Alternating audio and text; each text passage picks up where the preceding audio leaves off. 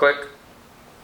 Hello everyone, this is Take from bigheadtaco.com, and I'm coming to you here from my garage. Now, this may not be a glamorous place to shoot, but it's the only place I have time to shoot today. But I am here to do a quick review of the Canon VIXIA Mini X.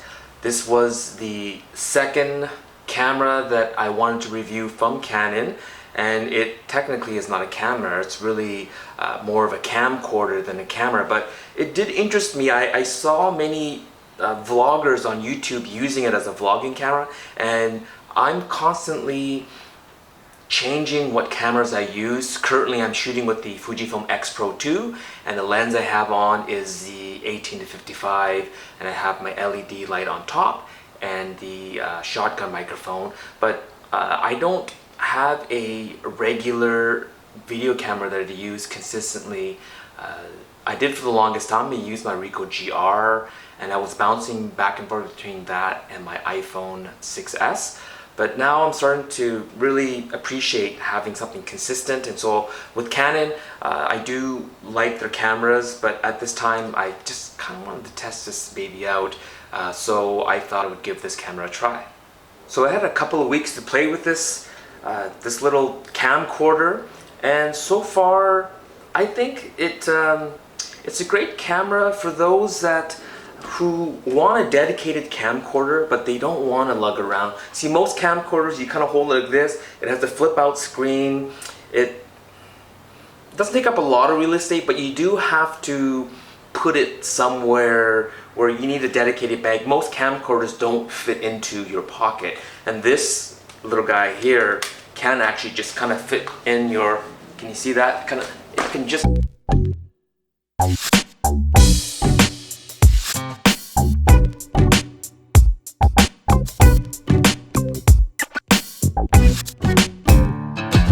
fit in your back pocket if you wanted to, and especially if you wanted a camera that's dedicated. This does have, it takes an SD card, and it takes that standard Canon, the NB12L battery, so it's rechargeable.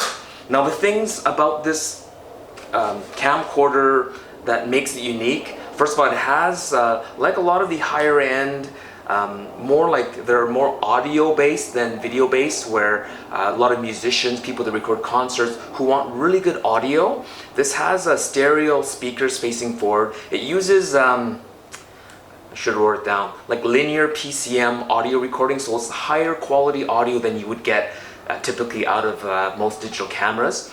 It has features that a lot of cameras don't have, which I've complained in the past. It has a standard 8-inch microphone jack in, and it has a standard 8-inch headphone jack out for monitoring, and so that makes it more versatile than most cameras. There are ones like the GH4 and the Canon 5D Mark III that have these features, but they're big and bulky, and they're very video centric, although they can take great pictures.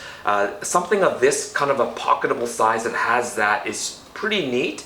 It has a screen that can either be used in selfie mode, which would be very helpful for vloggers, and it has a stand here that kind of pops down like this, and I think it's a great idea, but shooting from a low angle looking down, I don't think aesthetically that's pleasing. Really, you want the camera at least eye level. This camera is a little bit lower than eye level, but I am using a wide angle, so it's about a 28mm equivalent wide angle, so a little bit lower is fine. But when it's, you know, like a foot lower and it's this close to you, it has a tripod collar there, so you can put a little mini tripod, which I would recommend to do so. But what I did find this useful for is that you could just use this as a way of holding it. It drops your arm so it doesn't show up in the image, because this is a very wide angle lens, about a 16mm, so it's a fisheye wide angle. You can easily get your fingers in the picture if you are holding it like this. You see a lot of your hand, so I would recommend shooting closer to your face since it is so wide, and if you shoot like this, or if you just pop this down here and create a little bit of distance, and you can drop your arm, or just use a little mini tripod or something like that, a gorilla pod or whatever those things are called, so that you can drop your arm and out of the way. So for vloggers, I think this is great. For musicians, I did some audio tests. on this using the built-in stereo speakers. My guitar, and I'm gonna just see how well this can pick up. I mean, in a way, they market this as a video camera for those that want to record music. So I guess those that do YouTube videos or want to do quick demos. The fact that it can do external, and I think there is a mode that really focuses on the audio. It'll give you, I don't know what it's called, linear PCM recording. It's a higher level of audio than you would typically get coming out of an all-in-one type system. So I don't think I'll play with that because I'm not gonna play YouTube music. But I'm gonna just see if you can hear that.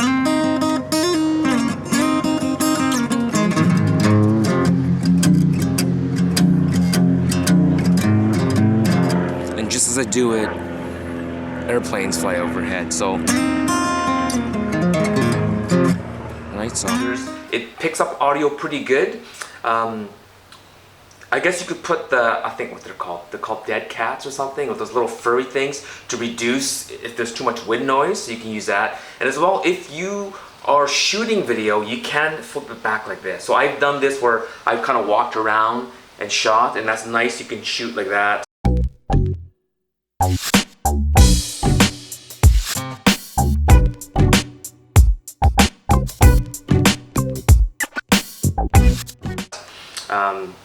Sort of down below, so it's a fully articulating but vertically, so you can go 180 this way and you can go 180 that way. Well, I mean 90 degrees, right, to the lens, or 90 degrees to the lens this way, so it's a full articulation that way.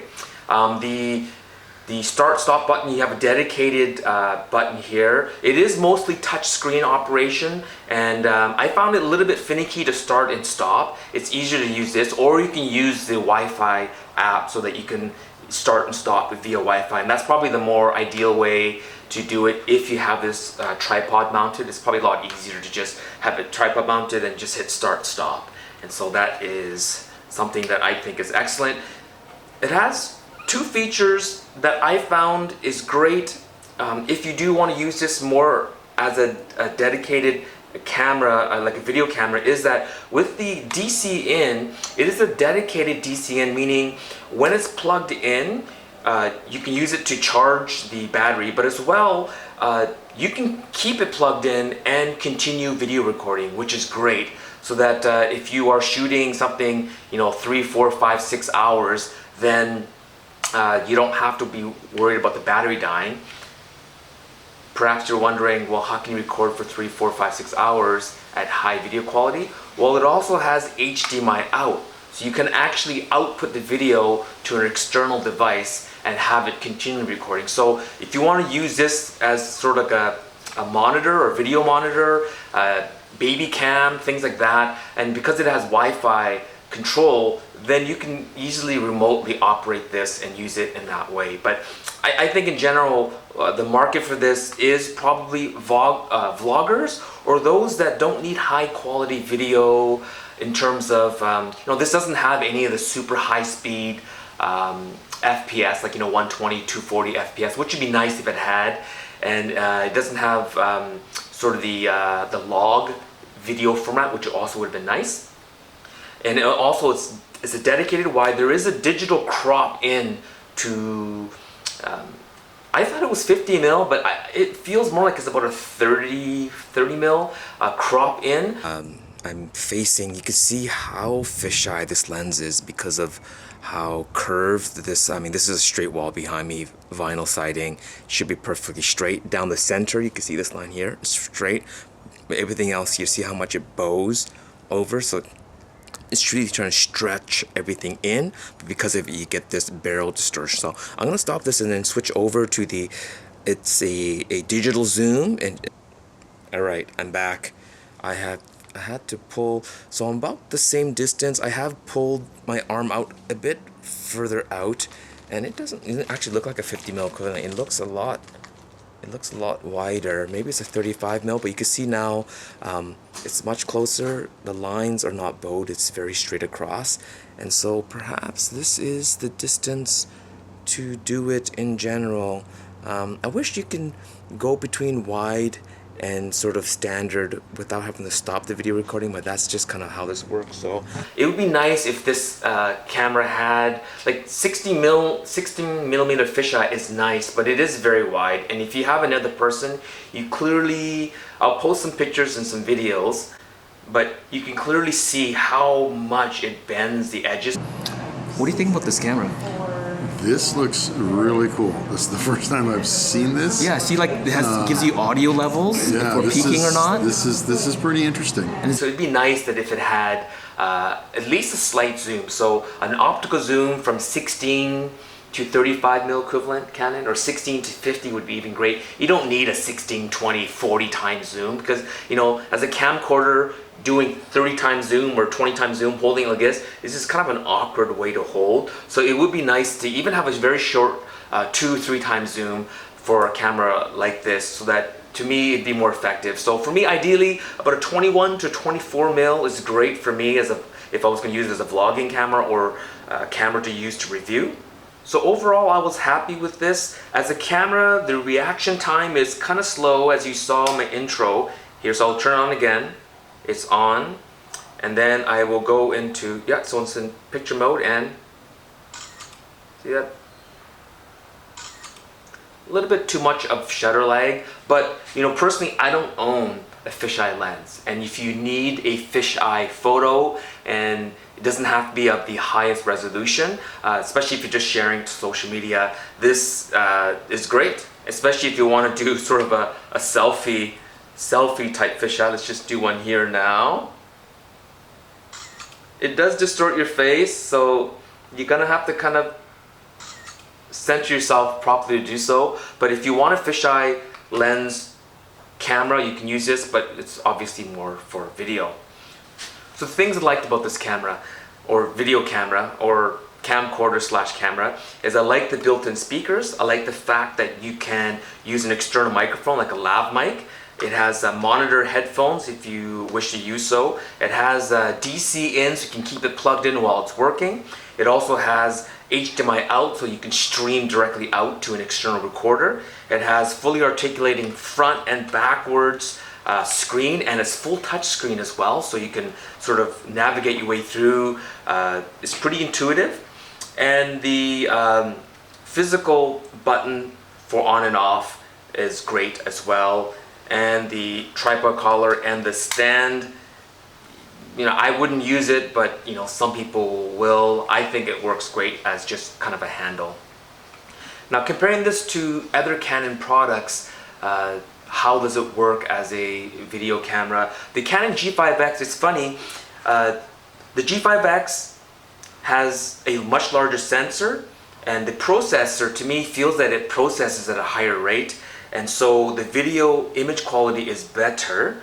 However, the G5X does not have the ability to externally monitor. It does not have an external microphone input. You cannot keep it plugged in full time and keep the video playing full time.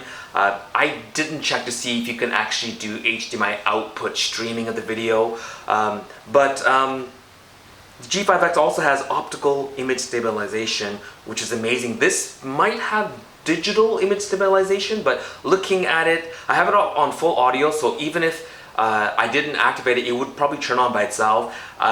It wasn't as good as the G5X. So the G5X takes video better, but in terms of functionality, it doesn't have the functionality of the VIXIA Mini X. So for those that need more control, who needs some of these inputs and outputs. And another thing too is, remember the G5X, even though it's a 24 to 100 millimeter equivalent zoom, when you are in video mode, it crops into about a 28 or 30, where this thing maintains a fisheye. So I like the fisheye for certain applications, especially for vlogging, because right now this is about how close I am. I'm gonna maybe take a picture here.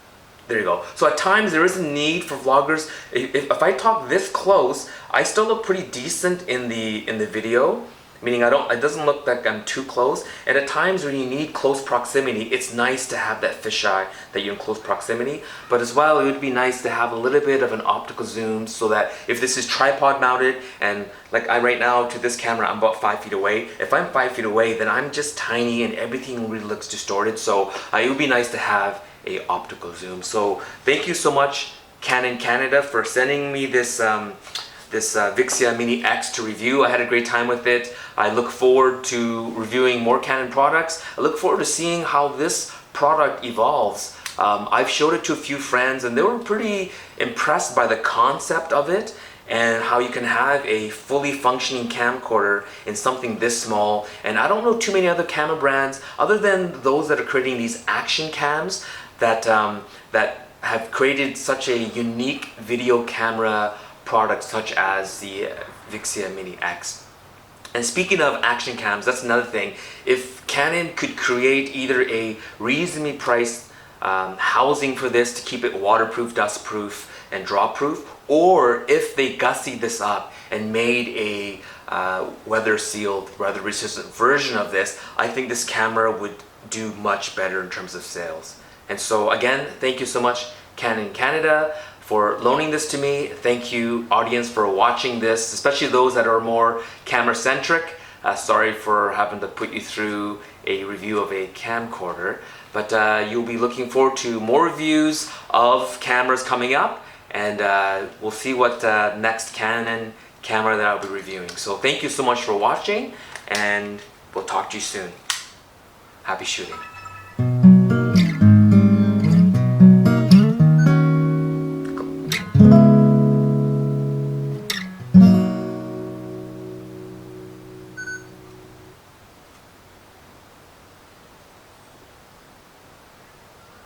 Click.